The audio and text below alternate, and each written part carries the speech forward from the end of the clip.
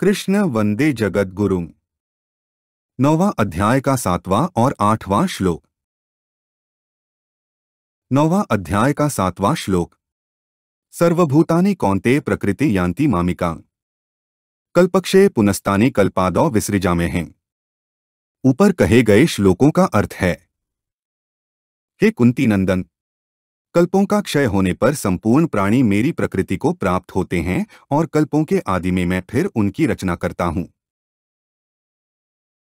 सर्वभूतानि कौन्तेय प्रकृति यान्ति मामिका कल्पक्षय का अर्थ है, संपूर्ण प्राणी मेरे ही अंश हैं और सदा मेरे में ही स्थित रहने वाले हैं, परंतु वे प्रकृति और प्रकृति के कार्य शरीर आदि के साथ तादात्म्य यानी कि मैं मेरेपन का संबंध करके जो कुछ भी कर्म करते हैं, उन कर्मों तथा उनके फलों के साथ उनका संबंध जुड़ता जाता है, जिससे वे बार बार जन्मते मरते रहते हैं। जब महाप्रलय का समय आता है, जिसमें ब्रह्मा जी 100 वर्ष की आयु पूरी होने पर लीन हो जाते हैं, उस समय प्रकृति के परवश हुए वे संपूर्ण प्राणी प्रकृतिजन्य संबंध को लेकर अर्थात अपने अपने कर्मों को लेकर मेरी प्रकृति में लीन हो जाते हैं। महासर्ग के समय प्राणियों का जो स्वभाव होता है, उसी स्वभाव को लेकर वे महाप्रलय में लीन होते हैं। पुनस्तानि कल्पादौ विसृजाम्यहम् का अर्थ है, महाप्रलय के समय अपने अपने कर्मों को लेकर प्रकृति में लीन हुए प्राणियों के कर्म जब परिपक्व होकर फल देने के लिए उन्मुख हो जाते हैं, यही महासर्ग का आरंभ है। इसी को 8वें अध्याय के 3 श्लोक में कहा है, भूत भावोद्भव करो विसर्गः कर्मसंज्ञितः, अर्थात संपूर्ण प्राणियों का जो होनापन है उसको प्रकट करने के लिए भगवान का जो संकल्प है, यही विसर्ग यानी कि त्याग है और यही आदिक्रम है। कल्पों के आदि में अर्थात महासर्ग के आदि में ब्रह्मा जी के प्रकट होने पर मैं पुनः प्रकृति में लीन हुए, प्रकृति के परवश हुए उन जीवों का उनके कर्मों के अनुसार उन योनियों शरीरों के साथ विशेष संबंध करा देता हूँ। यह मेरा उनको रचना है। ब्रह्मा जी के एक दिन का नाम कल्प है, जो मानवीय 1000 चतुर्युगी का होता है। इतने ही समय की ब्रह्मा जी की एक रात होती है। इस हिसाब से ब्रह्मा जी की आयु 100 वर्षों की होती है। ब्रह्मा जी की आयु समाप्त होने पर जब ब्रह्मा जी लीन हो जाते हैं, उस महाप्रलय को यहाँ कल्पक्षय पद से कहा गया है। जब ब्रह्मा जी पुनः प्रकट होते हैं, उस महासर्ग को यहाँ कल्पादौपद से कहा गया है। 9वां अध्याय का 8वां श्लोक। प्रकृतिं स्वामवष्टभ्य विसृजामि पुनः पुनः भूतग्राम्यम कृत्स्नं वशं प्रकृतिर्वशात्। ऊपर कहे गए श्लोकों का अर्थ है, प्रकृति के वश में होने से परतंत्र हुए इस संपूर्ण प्राणी समुदाय को मैं कल्पों के आदि में अपनी प्रकृति को वश में करके बार बार रचता हूँ। भूतग्राम्यम कृत्स्नं वशं प्रकृतिर्वशात् का अर्थ है, यहाँ प्रकृति शब्द व्यष्टि प्रकृति का वाचक है। महाप्रलय के समय सभी प्राणी अपनी व्यष्टि प्रकृति यानी कि कारण शरीर में लीन हो जाते हैं। व्यष्टि प्रकृति समष्टि प्रकृति में लीन होती है और समष्टि प्रकृति परमात्मा में लीन हो जाती है। परंतु जब महासर्ग का समय आता है, तब जीवों के कर्मफल देने के लिए उन्मुख हो जाते हैं। उस उन्मुखता के कारण भगवान में समष्टि प्रकृति में क्षोभ यानी कि हलचल पैदा हो जाता है।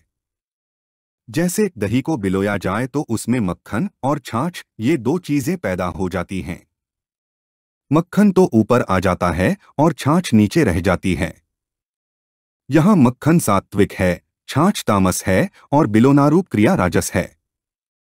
ऐसे ही भगवान के संकल्प से प्रकृति में क्षोभ हुआ तो प्रकृति से सात्विक, राजस और तामस ये तीनों गुण पैदा हो गए। उन तीनों गुणों से स्वर्ग, मृत्यु और पाताल ये तीनों लोक पैदा हुए। उन तीनों लोकों में भी अपने अपने गुण, कर्म और स्वभाव से सात्विक, राजस और तामस जीव पैदा हुए, अर्थात कोई सत्व प्रधान है, कोई रजः प्रधान है और कोई तमः प्रधान है। इसी महासर्ग का वर्णन 14वें अध्याय के 3-4 श्लोकों में भी किया गया है। वह परमात्मा की प्रकृति को महद ब्रह्म कहा गया है और परमात्मा के अंश जीवों का अपने अपने गुण, कर्म और स्वभाव के अनुसार प्रकृति के साथ विशेष संबंध करा देने को बीजस्थापन करना कहा गया है। ये जीव महाप्रलय के समय प्रकृति में लीन हुए थे, तो तत्वतः प्रकृति का कार्य प्रकृति में लीन हुआ था और परमात्मा का अंश चेतन समुदाय परमात्मा में लीन हुआ था। परंतु वह चेतन समुदाय अपने गुणों और कर्मों के संस्कारों को साथ लेकर ही परमात्मा में लीन हुआ था, इसलिए परमात्मा में लीन होने पर भी वह मुक्त नहीं हुआ। अगर वह लीन होने से पहले गुणों का त्याग कर देता तो परमात्मा में लीन होने पर सदा के लिए मुक्त हो जाता, जन्ममरण रूप बंधन से छूट जाता।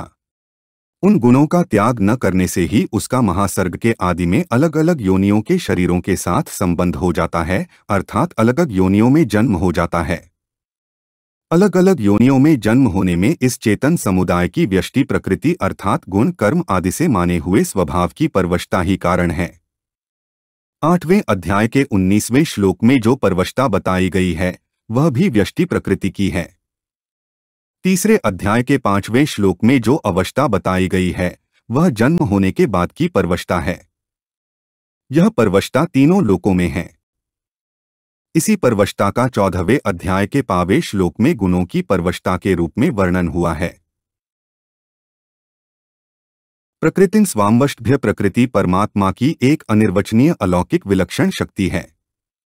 इसको परमात्मा से भिन्न भी नहीं कह सकते और अभिन्न भी नहीं कह सकते। ऐसी अपनी प्रकृति को स्वीकार करके परमात्मा महासर्ग के आदि में प्रकृति के परवश हुए जीवों की रचना करते हैं।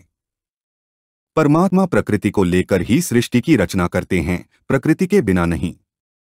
कारण कि सृष्टि में जो परिवर्तन होता है, उत्पत्ति विनाश होता है, वह सब प्रकृति में ही होता है, भगवान में नहीं। अतः भगवान क्रियाशील प्रकृति को लेकर ही सृष्टि की रचना करते हैं। इसमें भगवान की कोई असमर्थता, पराधीनता, अभाव, कमजोरी आदि नहीं है। जैसे मनुष्य के द्वारा विभिन्न कार्य होते हैं तो वे विभिन्न करण, उपकरण, इंद्रियों और वृत्तियों से होते हैं, पर यह मनुष्य की कमजोरी नहीं है, प्रत्युत यह उसका इन करण, उपकरण आदि पर आधिपत्य है, जिससे वह इनके द्वारा कर्म करा लेता है। हाँ, मनुष्य में यह कमी है कि वह उन कर्मों को अपना और अपने लिए मान लेता है, जिससे वह लिप्त हो जाता है, अर्थात अधिपति होता हुआ भी गुलाम हो जाता है। ऐसे ही भगवान सृष्टि की रचना करते हैं तो उनका प्रकृति पर आधिपत्य ही सिद्ध होता है, पर आधिपत्य होने पर भी भगवान में लिप्तता आदि नहीं होती। विसृजामि पुनः पुनः का अर्थ है यहाँ वि उपसर्ग पूर्वक सृजामि क्रिया देने का तात्पर्य है कि भगवान जिन जीवों की रचना करते हैं वे विविध यानी कि अनेक प्रकार के कर्मों वाले ही होते हैं। इसलिए भगवान उनकी विविध प्रकार से रचना करते हैं, अर्थात स्थावर जंगम, स्थूल सूक्ष्म आदि भौतिक शरीरों में भी कई पृथ्वी प्रधान, कई तेज प्रधान, कई वायु प्रधान आदि अनेक प्रकार के शरीर होते हैं, उन सब की भगवान रचना करते हैं।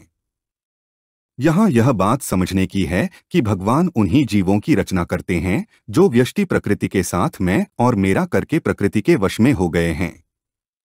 व्यष्टि प्रकृति के परवश होने से ही जीव समष्टि प्रकृति के परवश होता है। प्रकृति के परवश न होने से महासर्ग में उसका जन्म नहीं होता।